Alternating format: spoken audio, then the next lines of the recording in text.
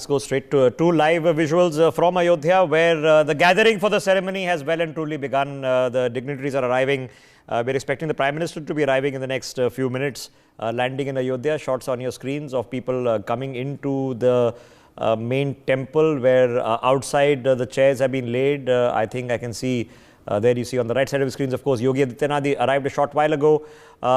Remember, the ceremony itself, the Pran Pratistha with the PM, is going to happen inside the temple.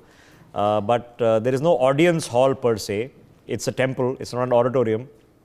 So the dignitaries are going to be gathering right outside, where you can see the barricading, where the current Chief Minister of UP, of course, is taking a tour. He's been there since last night. He's been there pretty much every 24 hours, making sure everything is looking good. And ladies and gentlemen, bottom line is everything is indeed looking good. It's looking well organized. It's looking sorted, looking neat and clean. The temple, and you know, if you just until a few days ago, it was a construction site and there were, you know, gantries everywhere, and all that is now gone. The main temple where the Ram Murti has been installed is ready to go. At the very back end of the dome, the shikhar, a little bit of more work is required there. So you see on the left side of the screen, that's the shot of the temple itself, and it's looking neat. And the entire road, the entire area is not looking chaotic. It's looking pretty well organized, tight security. The logistics have been well thought through, well worked out. It's looking good. They've been cleaning the place every few hours, literally both with brooms and water. So it's all looking good. Okay, let's take it easy and take it a step at a time. Okay, I still have on the broadcast with me Dr. PSV Rao joining us, Gautam Mukherjee is with us, Sharad Kohli is with us, General Katoch is with us, Suresh Krishnamurthy still with us, Sumit Peer still with us, Alok Mehta and Michael Sternfield all with us this morning. Ananya, my colleague, is joining us now. She's at the location right outside, a few hundred meters away from the temple itself. Ananya, good morning to you. So we are all set. What time are we expecting the Prime Minister to arrive? बिल्कुल इस वक्त मैं लता चौक पर मौजूद हूँ और मेरे जरा चारों तरफ आप तस्वीरें देखिए। भक्तों का जमावड़ा तो है ही, लेकिन आपको अयोध्या में देश भर के जो आप देखेंगे तो राजस्थान की लीला जो है वो चल रही है। रामोत्सव में कैसे से मग्न होते हुए दिख रहे हैं वो देखिए, और भक्तों का जमावड़ा, और यहीं से वीवीआईपी जो तमाम है वो यहां से गुजर रहे हैं, क्योंकि यही वो एंट्री पॉइंट है जहां से आप कह सकते हैं कि आप अयोध्या में एंटर होते हैं अगर आपको रामपथ की तरफ आगे बढ़ना है। और ये है एक तरह से धर्मपथ से होते हुए रामपथ, रामपथ से होते हुए भक्तपथ, और फिर रामपथ से जब आप आगे बढ़ेंगे तो आप राम मंदिर पहुंच जाएंगे। अभी कुछ ही देर पहले सीएम योगी आदित्यनाथ का काफिला जो है वो यहाँ से निकला है, और एक बार जरा मेरे आप दूसरी तरफ तस्वीरें दिखाइए किस तरह से यहाँ पर आप देखेंगे तो प्रयागराज का एक पारंपरिक नृत्य जो है वो यहाँ पर लड़कियां करती हुई नजर आ रही हैं। लेकिन खुशी इस बात की है कि सोचा नहीं था आज इस मौके पे शामिल होने का मौका मिलेगा, और आज हम यहाँ पर मौजूद हैं। लेकिन जो तमाम भक्त हैं इनसे जरा बात कर लेते हैं कि आज अयोध्या को ये कैसे देख रहे हैं। 500 वर्षों का इंतजार जो है वो खत्म हुआ है। कहाँ से आए हैं आप? एमपी से। कैसा लग रहा है यहाँ आकर? बढ़िया लग रहा है, बहुत बढ़िया। अयोध्या नगरी में बहुत बढ़िया लग। खत्म हो गया वैष्णो का इंतजार, बहुत लगवाए थे देखे, लेकिन हाँ सबसे रहे। अयोध्या में फूल बरस रहे हैं, अयोध्या में फूल बरस रहे हैं, पूरी अयोध्या फूल बरस रहे हैं। ऐसा कहीं नहीं है भारत के अंदर, सब जगह हिंदू में सब फूल बरस रहे हैं। जग रहा हिंदू, जग रहा हिंदू, जगेगा। फूल बरस रहे हैं। यहाँ पर किस तरह की भावनाएं जो है वो लोगों की है ये हम देखेंगे। आप कहाँ से आए हैं? आप कहाँ से आए हैं? मैं छत्तीसगढ़ का हूँ। वैसा मैं निमंत्रण आपके पास नहीं है, लेकिन उम्मीद है कि दर्शन होंगे। बिना चप्पल के यहाँ से, मुंबई से यहाँ तक आया हूँ मैं। मुंबई से बिना चप्पल के आए हैं आप? चप्पल के यहाँ, ये तो मैं Okay, you'll have to forgive this because there are obviously jammers there because of VIP movement. So I'm going to try to hop across just on the other side of the chalk where Akshit, my colleague, is also standing by as we're getting a flavor. Ladies and gentlemen, don't disregard or underestimate that for a lot of people this is very important. It's a huge deal, okay, as it well and truly should be. Something truly once in history is taking place. Akshit, if you can hear us, can you just show us around as well, please? Well, yes, the final arrangements of the Ram Mandir inauguration have been concluded, and yes, we are at the Lata Chowk, and here you can see gathered behind the barricades, and as I was saying, 100 stages have been set up to showcase the folk culture of India. Because there we just try to zoom, you can see just to our parallel side, a stage has been set up which is depicting the culture of India.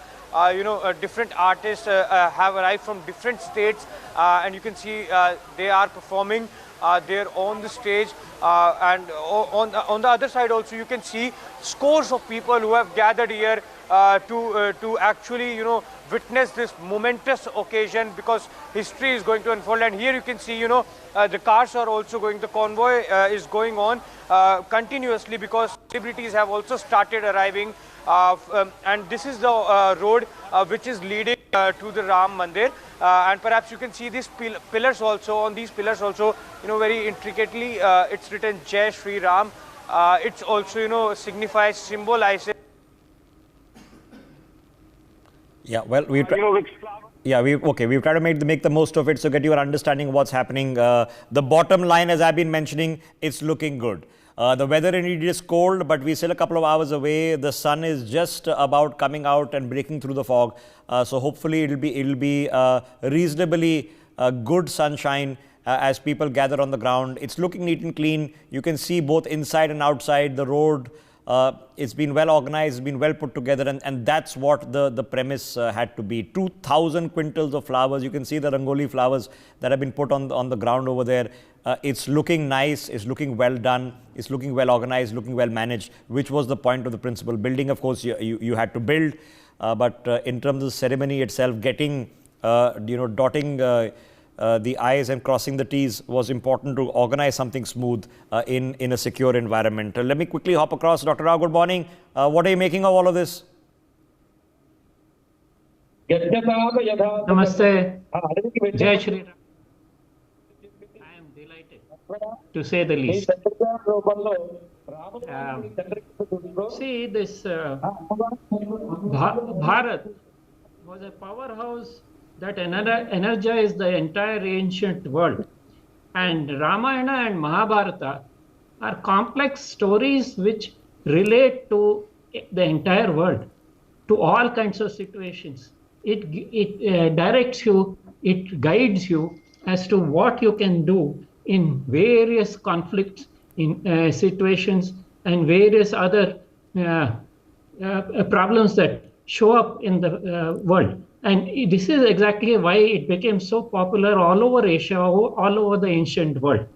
And what this Pran Pratistha is going to do is to re-establish our spiritual and cultural center, one of our cultural centers, and our identity. It is the most important cultural center for us. And a centuries-old dispute has been peacefully solved, and we are now into a period of renaissance of Hindu culture and our Hindu identity. We have had a lot of decarcinated Hindus who have suffered colonized minds, and we can now see that they have all coming out of those out of their background, and a lot of youth are suddenly feeling proud of our identity rather than trying to hide our identity or feel ashamed about it. And hopefully this will be the start of ramrajya, which existed once upon a time in India. Yeah, right. So then now it's up. Pardon? Right, in the process of a self-discovery, when you are going through the creation of the history, figuring out what this means, what it stands for, what is now good and evil and right and wrong, and what India now is, what Bharat now is, what we are in the global community. We are all in that discovery. We are all in it together, ladies and gentlemen. Okay. So we have to be self-assured. We have to be confident. We have to be purposeful. We also have to be altruistic. We also have to be philosophical. All of these things, because an opportunity is now emerging. An opportunity is emerging that is there a learning or a lesson to be produced from the most diverse and syncretic country on the face of the planet. It's only to be found here. You can't find it in China, you can't find it in North America, you can't find it in Europe. You can only find it here. That in the synchronicity of what is taking place, what is the example, what are the learnings that we take away from all of this. So let me quickly get Gautam Mukherjee. Gautam Mukherjee, so what is it? Who are we now? What is Bharat? What is India now? Well, Rishabh, this is a once in a lifetime opportunity for all of us to witness something like this, where Lord Ram returns to his abode after 500 years, 496 years. Now, what this has done, we are coming out of a post-colonial legacy, which we clung to for 50, 60 years, even after independence.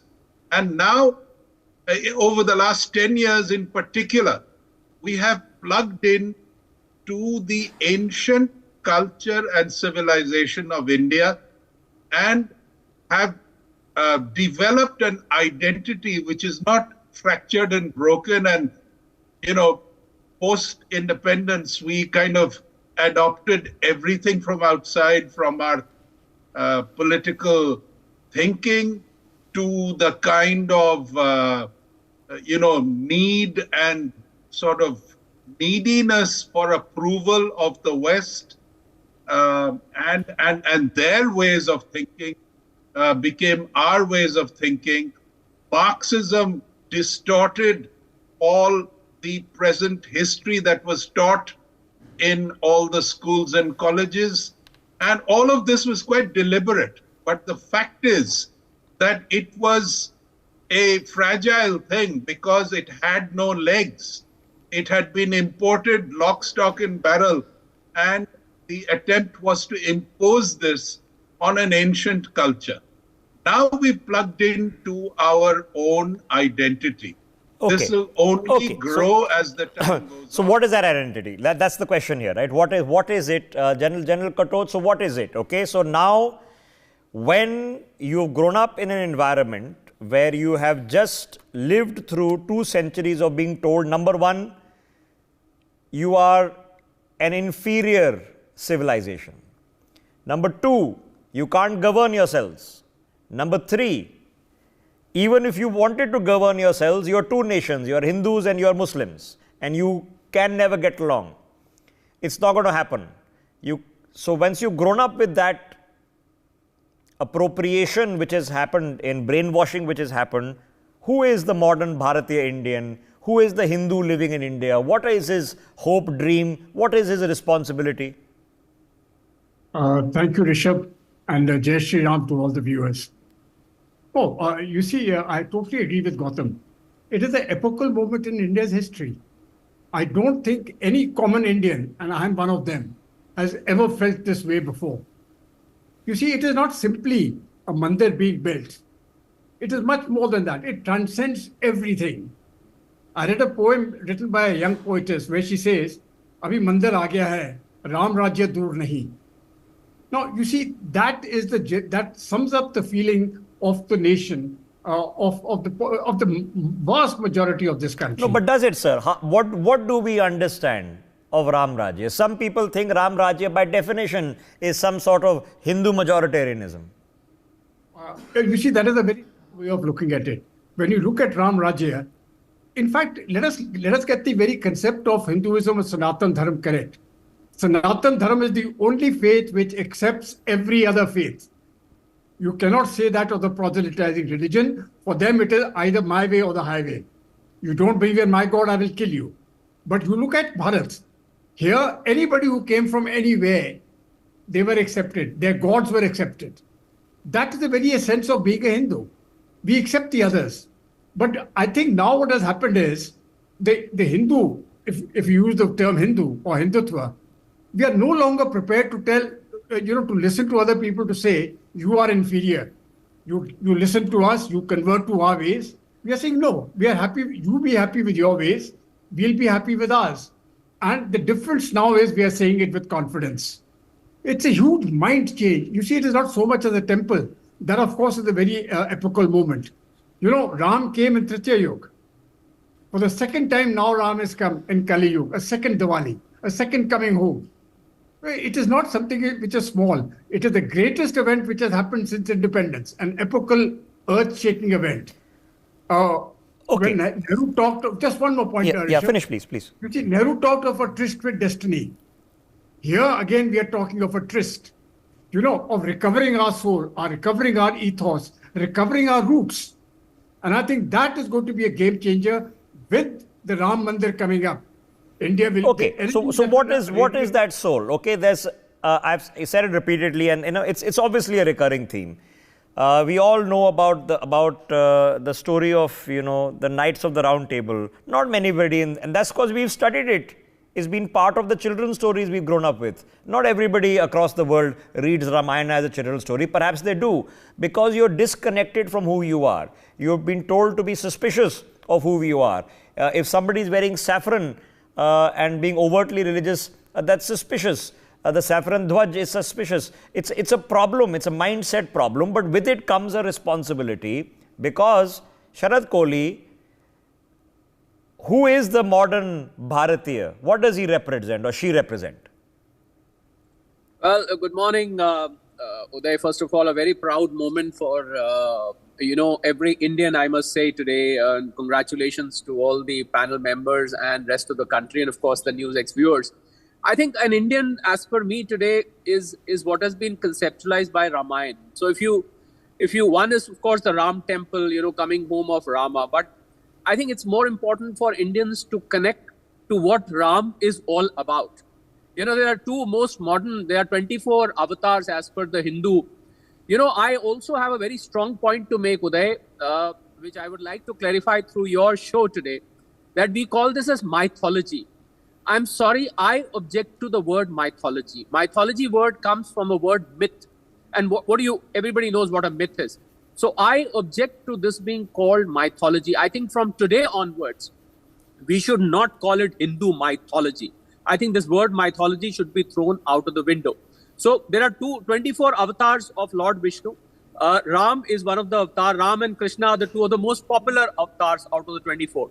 I think Ram's life is what is a lesson for every Indian, and that is what every Indian must try to connect with. That for me is a modern Indian. If today you are so euphoric about Ayodhya temple, it's not just about an event being held there where 8,000 guests are there, where VVIPs are coming, the Bollywood is coming, and some of the most famous faces of the country are coming. No, I think this is, for me, the real celebration is when you connect to the life of Lord Rama. He was an idealistic son, an idealistic father, an idealistic husband, even an idealistic enemy. When Ravana came in front of Ram and he lost his weapon, he said, "Go home today, I'll spare you today. Come back with your weapon tomorrow and you fight with me." So, Dasharath Ram's father used to tell his own ministers that, everybody praises the kings. Everybody praises Ram in every way. But Ram is one such person who even his enemies praise. So I think that is the kind of idealistic, human touch which is required in the Indians today. So for me, a modern Indian may be a very globally integrated person. You may be you might be well read. You might have read the world history. You might be knowing who Alexander is and so and so. But you're right. How many people have read Ramayan? They must have heard Ramayan chopais from their grandparents here and there, or probably playing on the YouTube. But I must ask, how many people can narrate the story of Ram to me, other than the fact that Ram was exiled, came back after 14 years? Other than the basics. And, but the basics are just the story. It's the complexity and the nuance, the moral dilemmas that you're trying to address here.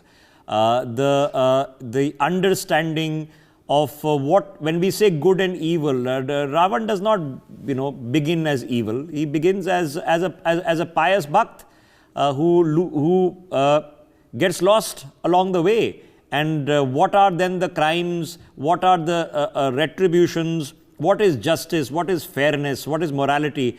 The question is there a rediscovery that is being done? And Suresh Krishnamurthy is joining us on the broadcast as well. Sureshji, let me come back to you on this thought. So, ramrajya, Okay, if I say the chivalric orders and the knights of the round table and secularism and democracy, democratas, which is the Greek representation, there's a global recognition of these. We are supposed to know what they mean in essence. Do we know what Ramrajya means in essence? Well, I think of Ramrajya as more towards, it's a rediscovery of who we are. Now, there's a very interesting incident in the Ramayana where, we all know the story of Rama, Sugriva and Vali. And Vali asks the question, hey, how come you are doing this to me? And Rama gives a very interesting answer where he says, look, I am bound by the rules of Bharata, who is the ruler of this land, and I am dispensing justice on his basis, on his behalf. Now, here is a man who has been sent away. He has been, some would say his brother usurped his position, which is, of course, not true. And yet he does not give in for a single moment and continues to uphold the principle of justice, right? He immediately considers himself a representative of the rightful ruler. I think these are the kinds of lessons that Ramrajya can bring in, which is understanding the legitimacy of who we report to, right? It shouldn't matter. We should not be, this is a lesson on don't be caught up in personalities. Okay, so Mr. Krishnamurthy, let me replace and rephrase the question. So when I say democratas, democracy, by definition, it is not connected to faith or religion. So when I say Ramrajya, by definition, is it a Hindu outlook to life, which might have some positive leanings, but it in principle is Hindu, or is it something larger in concept? I question the premise. I question the premise that democracy is somehow, it is not possible to be religious and democratic at the same time. I challenge that premise all the time, simply because the religion does not prohibit you from participating properly in a democracy. Dharma does not say it must be this way or it must be this way, the other way. Dharma simply says you should follow the laws, right? The laws can be made by kings. It can be made by a democratically elected system of government. So I think this basic idea, this basic premise that somehow democracy is secular and democracy cannot be religious, I reject that. I certainly reject that premise. And I look at it as Ramrajya is about principles. It's about justice. It is about, and these are not limited to a particular form of government, right? Justice, the treatment of people in a compassionate way, the upholding of justice, the making sure that, crimes get punished. These are not based on systems of government. These are universal principles of dharma. Okay. All right. So now here's the Alok Mehta. I've had the privilege, of having read The Republic by Plato,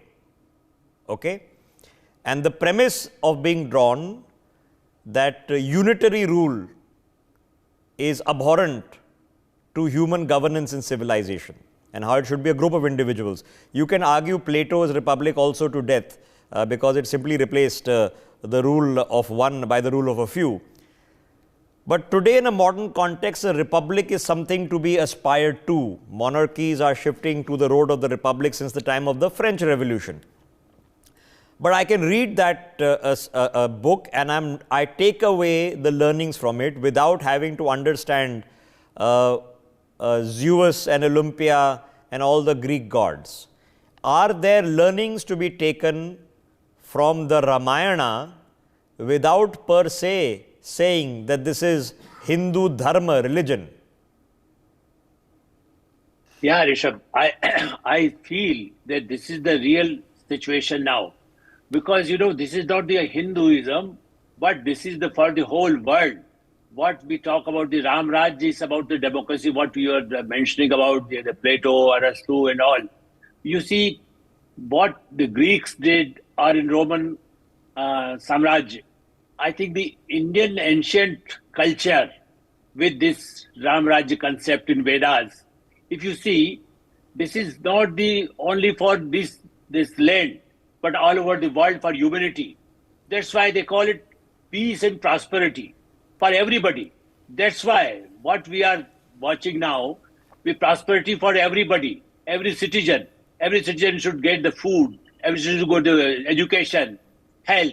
This is the democracy. Then they have the right to change the leader. And that's why the democracy is Ramrajya. Everybody should. You see, when Ram was in Lanka, he killed Raavan. But even then, he gave the charge to Vibhishan.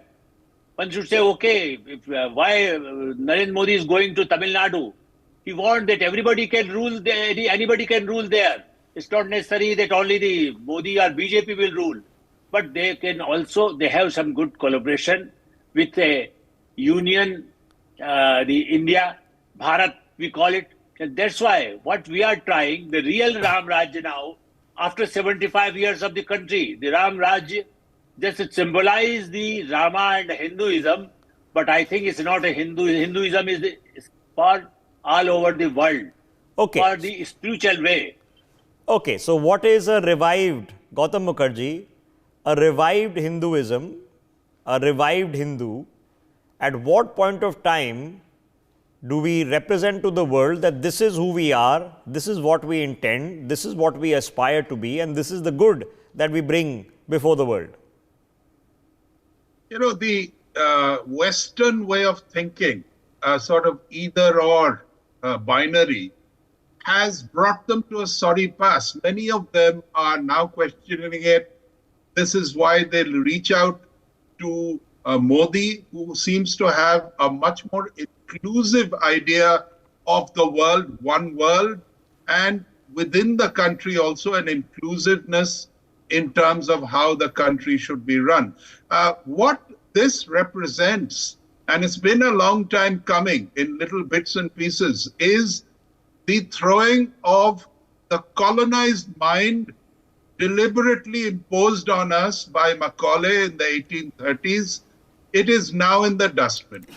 Now, what is left over is a different definition of democracy, because it doesn't take its inspiration and roots from the Greek, model of city-state, or the one as it developed in Britain and America and so on. It goes much further back and has a much more nuanced approach where you can fight your enemies, at the same time you can respect them. You can develop your country in all aspects and at the same time realize the value of nature and clean environment and so on. So India has a wellspring of, inspiration that comes from centuries ago.